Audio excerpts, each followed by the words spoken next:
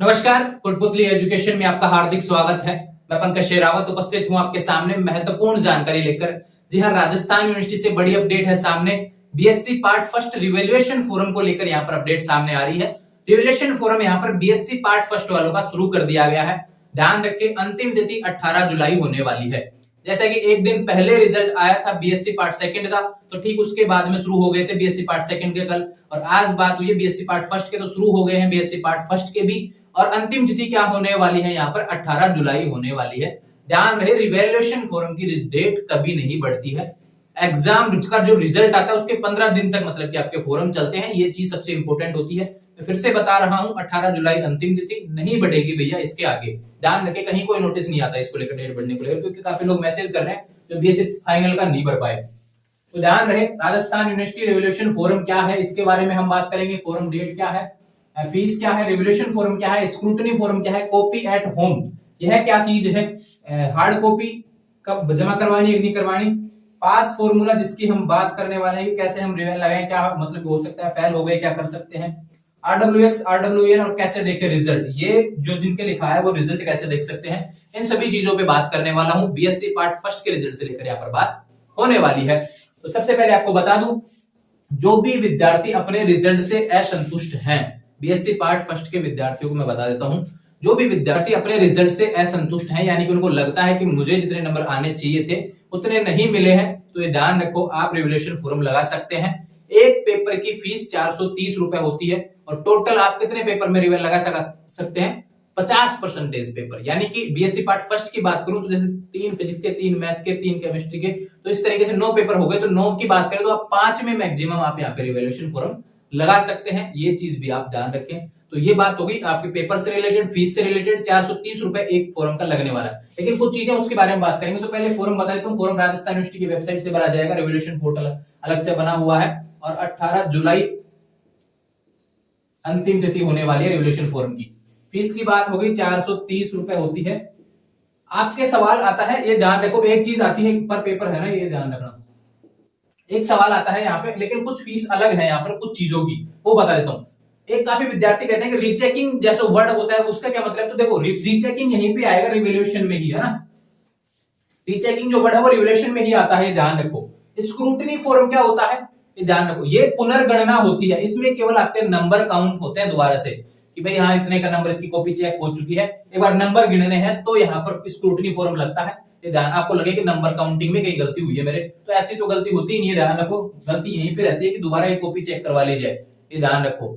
तो इसकी तो 180 रुपए फीस होती है भैया पर पेपर की, और इस रिवैल्यूएशन फोरम की 430 रुपए पर पेपर होती है, जिसमें पूरी कॉपी आपकी वापस से चेक होती है। सारे जितने भी चीजें होनी चाहिए ना वो कॉपी से रिलेटेड वो इसमें आ जाती है, तो रिवैल्यूएशन फोरम को ही ज्यादा फोकस करना चाहिए, मेरा ऐसा मानना है। एक आता है कि थर्ड नंबर पे कॉपी एट होम का मतलब क्या है, कि ये देखो सर, मतलब कि एक एक्ट है जिसके तहत आप कॉपी मंगवा सकते हैं घर पे, कि आपने जो कॉपी मतलब कि करके आए थे उस एग्जाम में, उसका हार्ड कॉपी आपको मिल सकता है, घर पे देखने को मिल सकता है। इसके लिए आपको 580 रुपए देने पड़ेंगे, ध्यान रखो, इसका कोई मतलब नहीं है, क्योंकि इसमें पता है क्या लिखा हुआ है, पहले ही इसके रूल्स में टेलीग्राम चैनल पर शेयर कर दूंगा, उसमें पता है क्या लिखा हुआ है कि कॉपी मंगवा लीजिए, परिणाम में परिवर्तन नहीं होगा, ये ध्यान रखो। यानी कि कॉपी मंगवाओ चाहे कुछ भी करो, परिणाम वही रहेगा जो एक बार जांच हो चुका है, ऐसा इसमें कहा गया है। तो फिर बाद में अगर आपको परिणाम बदलवाना हो तो क्या करते हैं, फिर कोर्ट में जाना पड़ता है, वो समस्या बड़ी समस्या होती है, ये ध्यान रखो। तो इसलिए पहले रिवैल्यूएशन फोरम लगाएं। कॉपी अगर कोई रिवैल्यूएशन फोरम लगाता है और उसके बाद में मतलब कि मांगो कि कॉपी चाहिए मुझे, तो इसके लिए आवेदन कर सकता है, रिवैल्यूएशन के रिजल्ट के बाद में ही कॉपी आपको देखने को मिलेगी, ये ध्यान रखो। तो ये चीज होगी, तो मैं कहता हूँ रिवैल्यूएशन फोरम पे ही आपको ध्यान देना है। हार्ड कॉपी जब आप रिवैल्यूएशन फोरम लगाएंगे मित्र से, तो प्रिंट आपके हाथ में आ जाएगा, तो उस प्रिंट का क्या करना है, उसको आपको खुद के पास संभाल के रखना है, उसको जमा नहीं होता है, ध्यान रखो। पहले कोरोना से पहले चीजें जमा होती थी, यूनिवर्सिटी भेजनी पड़ती थी, लेकिन अब यह चीजें बंद हो गई हैं। रिवैल्यूएशन फोरम की हार्ड कॉपी खुद के पास ही रखनी होती है, यूनिवर्सिटी को जब लगेगा बाद में भविष्य में तो मांग लेगी, नहीं तो नहीं मांगती, जितना मुझे ऐसा लगता है, ध्यान रखें। तो ये रिवैल्यूएशन फोरम से रिलेटेड हो गया, ये हार्ड कॉपी से रिलेटेड हो गया। पास फॉर्मूला की बात करूंगा, उससे पहले बात करता हूँ RWX RWN वाले रिजल्ट कैसे देख सकते हैं। तो जब रिवैल्यूएशन के पोर्टल पे जाएंगे आप, रिवैल्यूएशन जहां से फॉर्म लगाते हैं, तो वहां पे अपने को अपना रोल नंबर लगाना है, ध्यान रखो। जिसके भी RWX या RWN लिखा है, तो उनको लगता है ना कि मेरा रिजल्ट क्या रहा है तो देख लूं मैं, मार्कशीट तो बाद में सही होती रहेगी, तो मेरे नंबर भी आ रहे हैं नहीं आ रहे, तो रिवैल्यूएशन तो इनको भी लगाना पड़ेगा ना, क्या पता ये फेल हो रहे हो, इनके नंबर कम आ रहे हो, तो इनको रिजल्ट अगर देखना है तो क्या करना है, रिवोल्यूशन पोर्टल पे जाएंगे, रोल नंबर आप वहां से लगाएंगे, क्लास के हिसाब से सिलेक्ट करके आपको रिजल्ट देखने को मिल जाएगा और उसमें नंबर आ जाएंगे कि भाई फिजिक्स में इतने नंबर आ रहे हैं, मैथ में इतने नंबर आ रहे हैं। और नंबरों का गणित मैंने आपको समझा ही रखा है और अभी भी समझाऊंगा इसमें पास फॉर्मूला में, वो सारी चीजें मैंने आपको बता रखी है कि भाई 36 चाहिए टोटल, तो देखो आ रहा है क्या, नहीं आ रहा है तो फिर जिसमें भी 12 से कम है वो ड्यू है, अलग अलग पेपर में ड्यू है तो फेल हो गया। तो इस तरीके की चीजें ये हो गई इस रिवेल से फॉरम से रिलेटेड, ध्यान रखें सारी चीजें मैंने आपको बता दी है। अब बात करते हैं सबसे इंपॉर्टेंट बात जो कि होने वाली है, पास फॉर्मूला क्या है, इसके बारे में मैंने आपको पहले भी बताया था, रिजल्ट में भी जब ये रिजल्ट जारी हुआ तो भी समझाया था किस हिसाब से, लेकिन काफी विद्यार्थी कंफ्यूज हो रहे हैं। एक चीज आपको बता देता हूँ कि सवाल है रिवेल का जो फॉर्म है क्या उसमें हम पास हो सकते हैं, क्या नंबर बढ़ेंगे, ऐसा भी सवाल आता है। देखो एक सवाल यहाँ पे लिख दिया क्या नंबर बढ़ेंगे, और दूसरे सवाल की बात कर लेता हूँ कि फेल हो गए क्या करें, फेल हो गए क्या करें, यह सवाल भी देखने को मिलेगा। तो भैया मैं आपको बता देता हूं, देखो क्या नंबर बढ़ेंगे का जवाब तो यह है कि भैया नंबर उन्हीं के बढ़ते हैं, ऐसे में फ्री में नंबर ऐसे नहीं मिल जाता कि भाई लो भाई आपने रिवेल लगा दिया तो नंबर दे देता हूं मैं, ऐसे नहीं होता। इसमें क्या होता है कि आपने अगर कॉपी में किया हुआ है, उससे सब्जेक्ट से रिलेटेड आपने लिखा है तो ही आपके नंबर बढ़ने के चांस रहते हैं। अगर आपने कॉपी खाली छोड़ी है, 2-4 पेज ही कर दिए, 2-4 नंबर आपको मिल चुके और उसके बाद में आप कह रहे हैं कि मैं रिवेल लगाऊंगा, मैंने तो मतलब बहुत ज्यादा किया, जबकि तो किया है ही नहीं कॉपी में, तो वो क्या है कि फिर आपके नंबर कट होने के चांस रहते हैं, ध्यान रखना। तो इस सवाल का जवाब है नंबर उन्हीं के बढ़ेंगे जिन्होंने अच्छे तरीके से कॉपी में किया है, ये ध्यान रखें। फेल हो गए क्या करें, तो इसको लेकर भी आपको बता देता हूं कि देखो जो रेगुलर विद्यार्थी, नॉन कॉलेज विद्यार्थी जब फेल हो जाता है ना फर्स्ट ईयर में, तो उसमें क्या होता है कि अगर वापस से आपको बीएससी करनी है तो ध्यान रखो, अब कहीं से एडमिशन होगा या फिर नॉन कॉलेज होंगे, तो देखो दो चीजें हैं, नॉन कॉलेज को लेकर तो अलग से वीडियो में बना ही दूंगा, रेगुलर वाले विद्यार्थियों की मैं बता देता हूं, या फिर नॉन का भी चलो इसी में शामिल कर देते हैं कि जब फेल हो जाता है कोई विद्यार्थी तो अब उसको मान लो कि लगता है कि बीएससी पार्ट फर्स्ट में दोबारा से करना चाहता हूं, इसी को कंटिन्यू करना चाहता हूं, तो ध्यान रखो जब तक वह मतलब कि आपका ये ध्यान ये नहीं हो जाता कि भाई आप फर्स्ट ईयर में पास नहीं हो जाते, तब तक आपको क्या करना है, एक्स स्टूडेंट से, और एक्स स्टूडेंट साल में एक बार ही लगेगा, ध्यान रखो। मान लो अभी इस बार कोई फेल हो गया तो एक्स स्टूडेंट से फॉर्म लगा देना भैया, आप ये ध्यान रखना। और एक्स स्टूडेंट फॉर्म से क्या होगा, फिर आपके जो प्रैक्टिकल नंबर है ना वो पहले वाले आ जाते हैं और बाकी के जो पेपर है वो सारे आपको लगाने पड़ेंगे, ध्यान रखो, रेगुलर हो चाहे नॉन कॉलेज हो, यह सुविधा होती है एक्स स्टूडेंट में। तो ये चीज तो हो गई फेल से रिलेटेड। अब एक सवाल आता है कि चलो ये तो बीएससी मुझे वापस से करनी है, वो बात हो गई, लेकिन एक सवाल, एक कंडीशन यहाँ पे आ जाती है कि सपोज दैट कि मैं चाहता हूं कि मेरा फेल तो हो गया, यहाँ पे लिखा तो आ गया, लेकिन मुझे लगता है कि यार नंबर कहीं ना कहीं थोड़े टेढ़े मेढ़े हो रहे हैं, आ सकते हैं, बढ़ सकते हैं, उम्मीद है, तो आप रेगुलेशन फॉर्म लगा दीजिए, ये ध्यान रखें, तो आपको मतलब कि देखने को मिल जाएगा, पास हो सकते हैं, संभावनाएं बनती है नंबरों की, उसके बारे में मैं बात कर लेता हूं। तो देखो अब बात करता हूं उस फॉर्मूले के बारे में, जैसे मैंने पहले भी समझाया था लेकिन आप लोग ध्यान नहीं देते हैं मेरी बातों पे।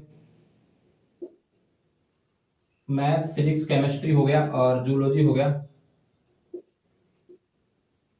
बॉटनी हो गया। देखो फर्स्ट सेकंड थर्ड 3 पेपर होते हैं यहाँ पर, ध्यान रखो, मैं फिर से जल्दी जल्दी बता दूं क्योंकि मैंने पहले बताया हुआ है ना, फिर कहेंगे कि एक ही चीज बार बार बताते हैं। तो देखो 36 हो गया, 36 हो गया, 36 यहाँ पे हो गया, मैथ में कितना आएगा 43, 36 हो गया, 36 हो गया, 36 हो गया।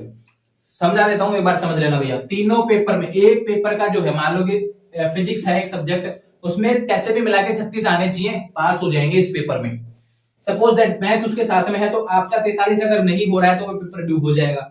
अब जिसमें भी ये 36 कैसे होने चाहिए, टोटल 36 होना चाहिए, कैसे भी हो, चाहे एक में डबल जीरो आ रहा हो, दोनों में मिला के 36 हो रहे हो, 36 होना चाहिए। ठीक वैसे ही बात करूं तो इनका तो समीकरण क्या होता है, 12-12 का होता है। अगर 36 नहीं हो रहे तो जिसमें 12 से कम है वह ड्यू रह जाएगा, ये ध्यान रखना। मैथ की बात करूं तो 14-14-15 का समीकरण होता है, कैसे भी करके 43 होना चाहिए, या फिर 43 नहीं हो रहा तो ध्यान रखना, इस हिसाब से अगर इससे कम नंबर है तो आपके फेल हो जाएंगे, ध्यान रखो, ड्यू आ जाएगा मतलब वो पेपर। और दो अलग अलग पेपर में ड्यू आने से मतलब क्या हो जाता है, फेल हो जाते हैं। दो अलग अलग पेपर में ड्यू आने से क्या होता है, फेल हो जाते हैं, ये ध्यान रखना। इसलिए कहता हूं कि अगर समीकरण बन रहा हो 3 पेपर में, अब समझो खेल रिवेल का यहाँ पे आता है शुरू, कि सपोज दैट किसी विद्यार्थी के यहाँ पर क्या आया, 36 आने चाहिए, तो उम्मीद है हमें, यहाँ पे आ रहा है 30 नंबर टोटल मिला के, यहाँ पे आ रहा है चलो कि इसमें तो हमने 28 इसमें कर दिया, हमने 40 कर दिया, ये हो गया भाई 39। अब देखो 36 नहीं आ रहा, ये 43 नहीं आ रहा, अलग अलग पेपर में मतलब कि ड्यू है, इस कारण से क्या हो गया, फेल हो गया, ये ध्यान रखना। अब देखो क्या होता है कि ये 40 के नजदीक है, बिल्कुल 43 के नजदीक है 40, तो इसमें रिवेल लगाइए, इसमें रिवेल लगाइए। अब जिस पेपर में इसके जो तीन तीन पेपर होते हैं ना, जिसमें उम्मीद है आपको बढ़ने की, उसमें ही लगाना रिवेल, ये ध्यान रखो। ऐसा नहीं है कि इसमें डबल जीरो आ रहा है, इसमें कुछ तो आएगा, उसमें कॉपी में नहीं किया हुआ तो कहां से आएगा, अगर कॉपी में कर रखा है तो ही आएगा ना, तो वहां पे रिवेल लगाना, ये ध्यान रखो। अगर नहीं, मान लो किसी में आ रहे हैं 20 नंबर आ रहे हैं, पास तो हो गए उसमें, लेकिन आपको लगता है यार उसमें तो मैंने 33 नंबर का किया था, 40 नंबर का पेपर है मैथ का मान लो, तो सपोज मेरे को तो 35 नंबर का मैंने किया था, इसमें तो और आने चाहिए, तो बिल्कुल वहां पे रिवेल लगा सकते हैं अगर आपने किया है तो। ठीक है, ये चीज भी समझ में आ गई। तो ये ऐसी कुछ चीजें हैं जो आपको ध्यान रखनी पड़ेंगी। ठीक, जूलॉजी और बॉटनी में भी यही समीकरण लागू होता है, फिजिक्स वाला यहाँ पे मतलब केमिस्ट्री, जूलॉजी, बॉटनी में इस मैथ का समीकरण अलग होता है, ध्यान रखो। वही चीज मैं आपको बता रहा हूँ कि समीकरण ऐसा होना चाहिए। सपोज दैट केमिस्ट्री में 39 आ गए, 36 से ज्यादा आ गए, यहाँ पे आ रहा है 32 आ रहा है, काफी लोगों के देखने को मिल रहा है, यहाँ पे 33 आ रहा है। अब फर्स्ट ईयर में है आप भैया, ये ध्यान रखना, फर्स्ट ईयर में है आप, 39 आ गए, 36 चाहिए थे, 39 आगे पास हो गए। अब यहाँ क्या है, 36 चाहिए, 32 आ रहे हैं, 36 चाहिए, 33 आ रहे हैं, बिल्कुल नजदीक है, रिवेल ठोक दीजिए इसमें, जूलॉजी और बॉटनी में अगर आपने किया है तो। ठीक है, अब देखो अगर दोनों में पास हो गए तो आप पास हो ही जाएंगे, दोनों में बढ़ गए नंबर तो पास हो ही जाएंगे, एक में बढ़े तो भी आप अगली क्लास में चले जाएंगे, ध्यान रखना, क्योंकि एक पहले ही क्लियर है आपका, एक पहले ही क्लियर है आपका। और दूसरा बात करूं यहाँ पे, एक मान लो दोनों में से इसमें से बढ़ गए तो ये क्लियर हो जाएगा, तो इसमें क्या लिखा आ जाएगा, EFPT, EFPS लिखा आ जाएगा, EFPT नहीं, फर्स्ट ईयर का ना, EFPS लिखा जाएगा, एलिजिबल फॉर पार्ट सेकंड, यानी कि एक सब्जेक्ट के तीनों पेपर आप ड्यू रख सकते हैं, चाहे एक रखो या चाहे तीनों रखो, आप ड्यू रख सकते हैं, लेकिन अलग अलग सब्जेक्ट का ड्यू नहीं रख सकते। सारे सवाल मैंने पहले बताए हुए हैं, फिर से मैंने आपको रिपीट किया है, ध्यान रखिए। Revolution forum BSc part first का चालू हो चुका है, कुछ जानकारी मैंने आपको अवेलेबल करवाई, फिर भी कोई सवाल अगर आपका रहता है तो कमेंट कर देना, या इंस्टाग्राम अपना चैनल है, उस पर मार्कशीट भेजी जा रही है, आप भी भेज सकते हैं, कहीं पे भी कोई कंफ्यूजन चल रहा है तो अपनी मार्कशीट भेज दीजिए, उससे संबंधित क्या सवाल है, सवाल लिख दीजिए, ऐसा नहीं करना है हाय सर, हेलो सर, फिर मैं कब पता नहीं कब जवाब दूंगा, तो ऐसे कह रहा हूँ कि रिप्लाई सबको मिलेगा, थोड़ा देरी से मिल सकता है, लेकिन अपनी मार्कशीट भेजिए, जो भी सवाल आता है वो लिख दीजिए, फिर जैसे मैं देखूंगा तो उसका जवाब आपको पर्टिकुलरली पूरा चेक करके आपको एक बार दे दूंगा, तो दिक्कत नहीं आएगी आपको, ध्यान रखिए। इतना समय नहीं होता कि आपका मैं तुरंत तुरंत रिप्लाई चैट करता हूं वहां पे, तो ये पॉसिबल नहीं होता है, तो ध्यान रखें। इंस्टाग्राम चैनल का लिंक डिस्क्रिप्शन में दिया हुआ, वहां से जुड़ जाएंगे और अपनी मार्कशीट भेज देंगे, या फिर कोई सवाल है तो चैनल पे कमेंट कर देंगे, आपको जवाब देने का प्रयास यहाँ पे भी करूंगा। जुड़े रहें चैनल के साथ, चैनल को सब्सक्राइब करें, जिसको रिवेल लगाना है लगा दीजिए, अंतिम तिथि 18 जुलाई होने वाली है। इससे संबंधित कोई गाइडेंस चाहिए, कहीं पे भी कंफ्यूजन लग रहा है तो इंस्टाग्राम पे जरूर मैसेज करना। जुड़े रहें चैनल के साथ, चैनल को सब्सक्राइब करें, थैंक यू।